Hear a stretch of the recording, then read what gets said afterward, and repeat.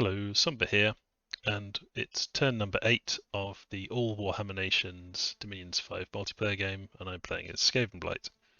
I think I'm going to combine several turns into a single video from now on, and I'll also be taking the turns pretty much before I do the recording to save a bit of time and so that you don't have to watch me clicking around doing various things. So this time we've got two battles, Land of Plenty and Kratos. This is my main expansion stack. A little bit stiffer resistance than usual, but it's not too bad. I can't really see this is going to cause us any problems. Let's just speed this up.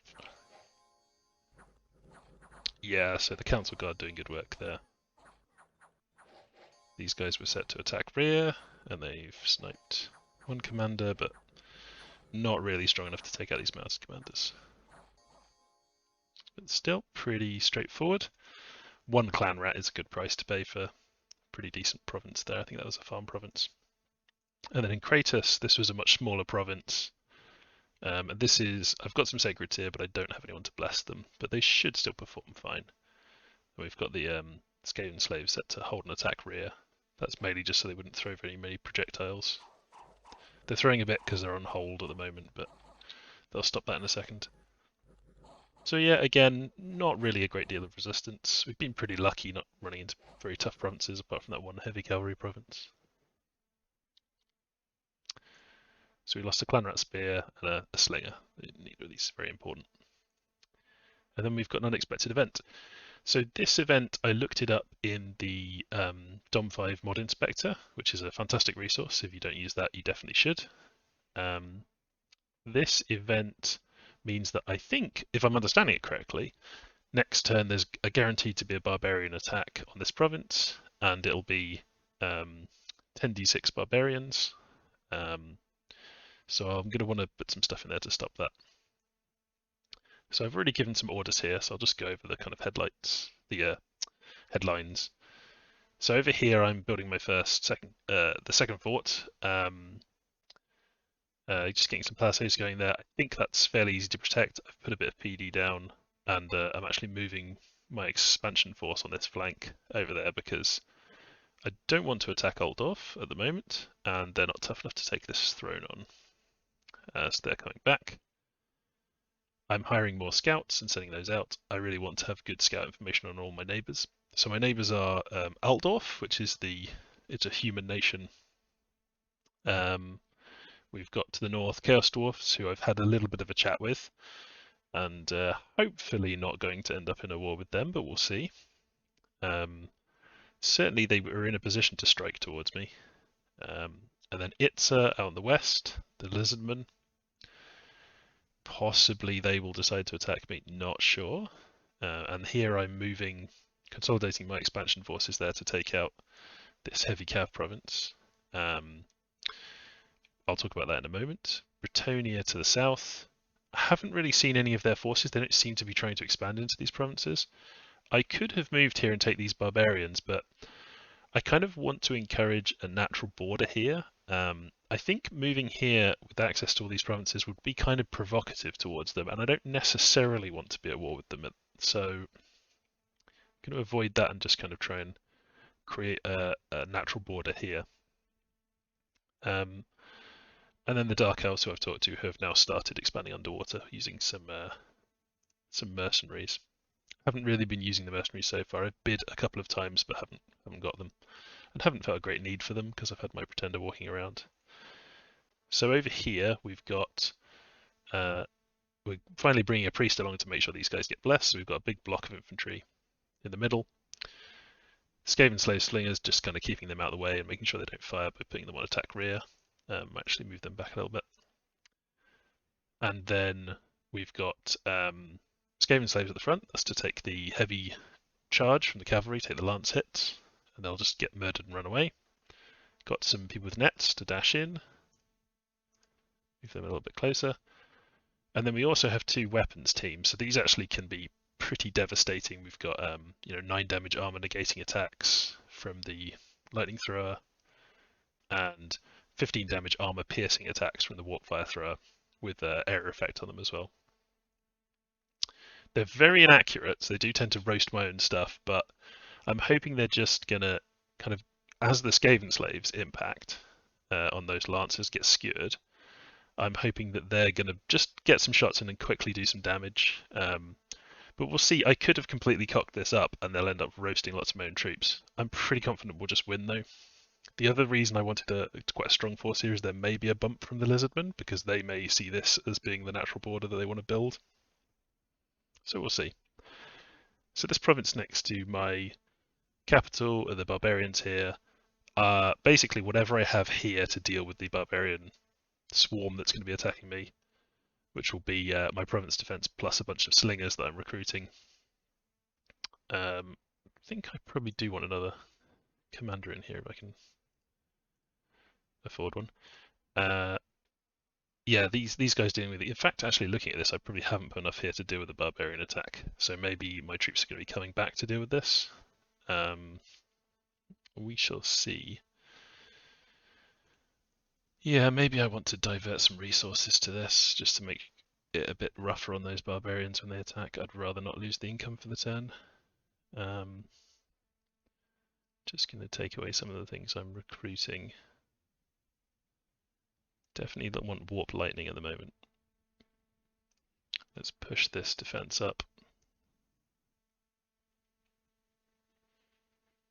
It's not a great stack of things, but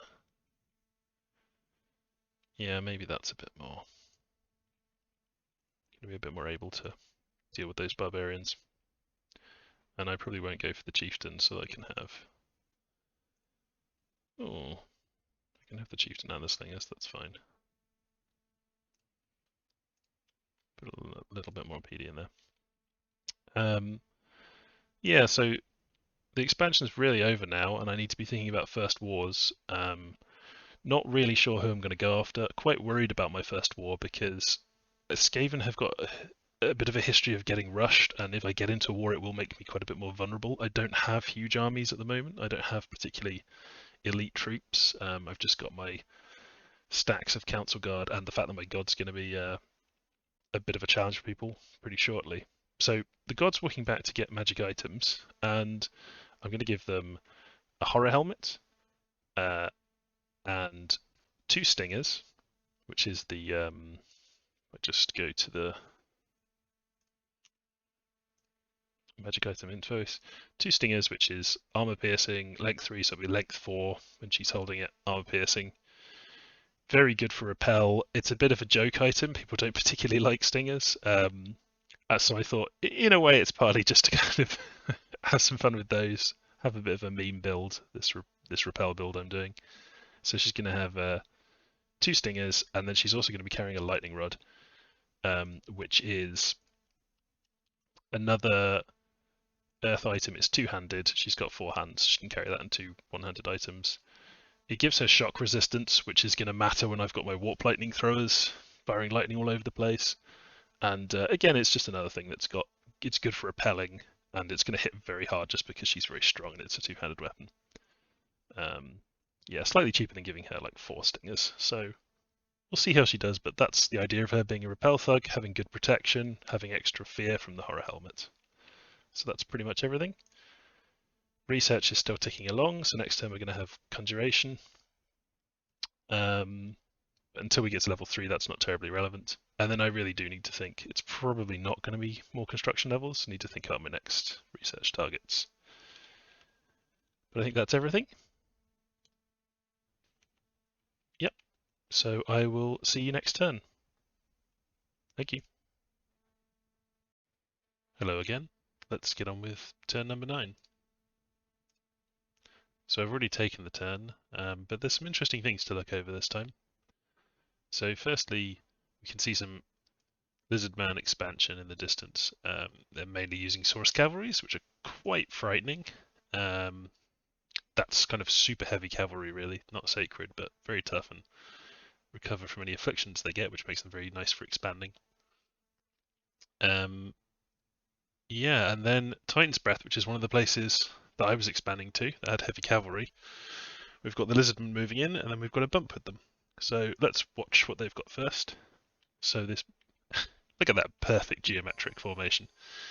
Big chunk of Saurus cavalry, and they're going to go through that heavy cavalry with no issue. They don't hit incredibly hard on the charge because they don't use full-size lances. They just use the obstinate lances, which are basically light lances. But they have a lot of attacks, and they're extremely tough. They really are. So they're just going to wear through that heavy cavalry without much issue. Yeah, that's what I'm going to be up against. Didn't take any casualties against the heavy cavalry. I definitely would have. So let's see how I do in my bump. So if you'll recall, I'd condensed two forces for this bump, and you know, I thought that it might in fact be a bump. That's why I'd brought so much to bear on this province, including some things that I thought would be useful against cavalry and the Skaven slaves at the front there, which were to absorb lances. So this should be actually, you know, a kind of an optimal matchup considering what I had in the area. So we'll see how it goes. So in they come.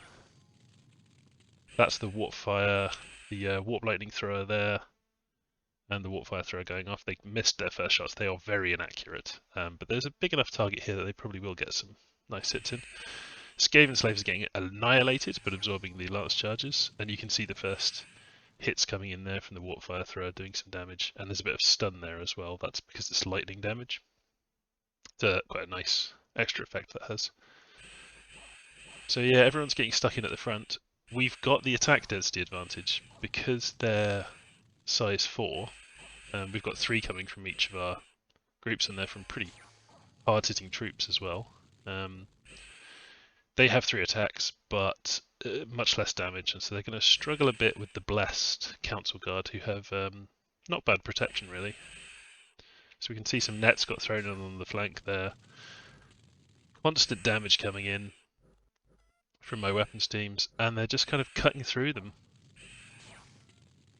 A pretty great performance by the Council Guard. Even get a chieftain and the Pestilence Plague Priest running in at the end there because I told them to go in and attack, and that's quite useful in helping finish the last of the enemy off. Also note that my Skaven slaves that I sent round to attack at the back, the slingers, managed to get their commander, which is quite funny.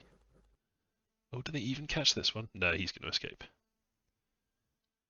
But yeah, that's a pretty great result for us. So Saurus Cavalry, they're 70 gold each, so they're really expensive. So that's over 1,000, 15 of them dead, and in gold, and several turns of recruitment for expansion. Probably represents about half of all of the Saurus Cavalry he had. And we've lost, I mean, 6 Council Guard is not ideal. They're, I think they're 22 gold each. Obviously, they're cap only. We've got a limited supply of them. All the other casualties I'm not that bothered about. I mean, Store of Vermin are 11 gold. So how much have we lost in total here? Maybe here we've lost, let's say 130, another 40, 180 maybe there. Yeah, it's a little bit over 200 gold, I would say, that we've lost. Yeah, not bad. I think the most important thing about this fight is that it's not like a massive destruction of its military, but it's a significant setback for them. And I think it's going to kind of put them on their heels a bit and make them not be so keen to come over here. And because I was worried they were going to potentially come in just attack us. But with those kind of losses and just a kind of show of force, I think particularly seeing a bit of the damage output from these, they're probably going to be a bit hesitant to come in after us. So pretty good. And if anyone else watched that, I didn't lose that much, so it wasn't too serious. Off in the distance, we see the Chaos Dwarfs expanding, using plenty of slaves that are just getting killed, using them as chaff. And then they've got, I mean, 2 Bull Hunters kill 10 things, Infernal Fireglaves blow a hole and stuff. Let's have a quick look at that. I know people like to watch battles, so let's just speed through this. So yeah, I mean, this is against a lot of heavy cavalry, probably tougher than, in terms of heavy cavalry, than any province I've fought. So the slaves will take the lance hits. They've got some flankers going after the back. I mean, that's kind of remarkable that he has survived all of that. I'm not getting to see their bless because they haven't got their priest there blessing them, but they've got the passive enlarged bless, enlarged, it takes effect even if there's not a priest there to bless them. And Fireglaves, these guys are absolutely brutal against lower armor stuff. They hit very hard and they have great stats and tons of protection. I mean, that's Chaos Dwarfs for you. But also area of effect 2, 6 armor piercing fire damage, so very, very nice little units. And they just absolutely go through the heavy cavalry. And then, yeah, I mean, this is all stuff I would be worried about, but I think having talked to the Chaos Dwarfs that I don't think they're headed my direction. And I'd quite like to not be at war with them. I think it would be quite a bit of mutually assured destruction there, because they're quite vulnerable to the shock damage and poison that I can throw out, but they can absolutely mulch my troops. So then in Mushwood, this is the barbarian horde I was warned about by these scouts being caught earlier, but it's not in the same province, so I misunderstood what that event chain was about, or maybe it's not an event chain. But yeah, lost some population, and then yeah, 37 barbarians, a lord and a chief. That was like 1 PD, so absolutely just wrecked that. So I'm going to want to take that back. So the first thing is on the Itzen border. A lot of the times, if you get a bump that goes very well and you kill one of their expansion forces, you kind of have a decision about, oh, have I done them enough damage that I should now attempt to either rush, beeline for their capital, or just rip some of these provinces off them. And I might consider that were it not for the fact that I'm quite worried about both Altdorf and Bretonnia, and maybe the Chaos Dwarves, but at least I'm kind of talking to them and getting some good responses. Sat right on my border. I just don't think it would be safe to enter into war with it at this point. I wouldn't want to assume that I've done them that much damage. Yeah, so I'm going to take it more of a sort of a show of Skaven strength that's going to dissuade them from messing with me. It's probably going to stop them from expanding here, so I may want to get my boys in there and take that province if I can. So I'm kind of moving repositioning my forces on that flank. The other crucial thing is now I've got, I mean, it's winter, so we can cross over rivers, and Bretonnia could cross over the rivers and come over here. But there's now 2 provinces that have Indies in, which are right next to my capital, and I really don't want Bretonnia moving in here. So because there's potential for a bump here, I've decided I would normally maybe send my god to just deal with these barbarians, and then some other forces here to take these barbarians. But because of the risk of this bump with these Grail Knights, I've sent a kind of a significant force here. So big chunk of Council Guard and Storm Vermin. They'll be automatically blessed because my god's going to be present and it's in our dominion. We've got a Warp Lightning Thrower, which is set to go after cavalry now. And yeah, I've kind of positioned these so that hopefully these will go in a bit before my god reaches anything, but then my god will be there to help the fight. I've also got these slingers, which are pretty nice against barbarians. I might actually set them to hold and attack enemy cavalry. So their job is to be lance catchers because the Grail Knights are very fast if they do turn up, but otherwise they can just shoot up the barbarians a bit and then maybe take some hits.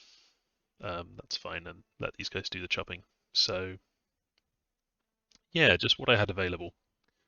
My god, you can see I've now got them kitted out.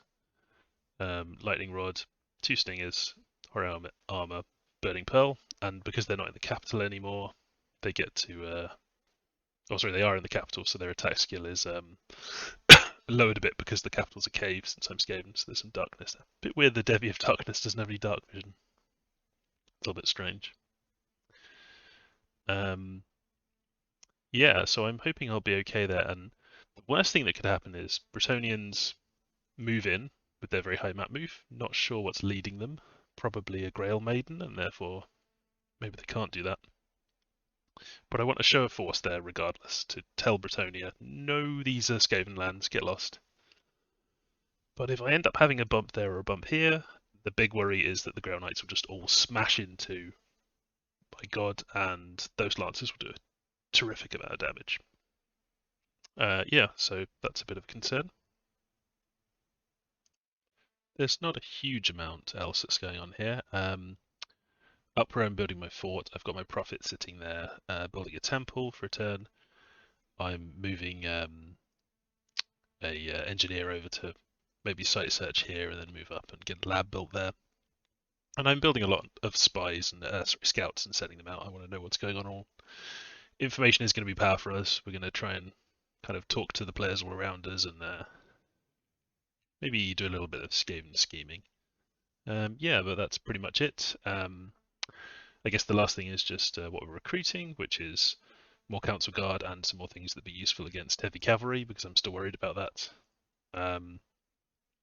And then what we're researching, which for now is still just Conjuration, and I think I am going to go down Construction. I think I do want to get to the kind of research items that I'll get going along here. Earth Boots. Yeah, there's quite a few things I'd like to get. And also we get these national spells. So not a bad idea to go down there. That's it for this turn. Thanks for watching.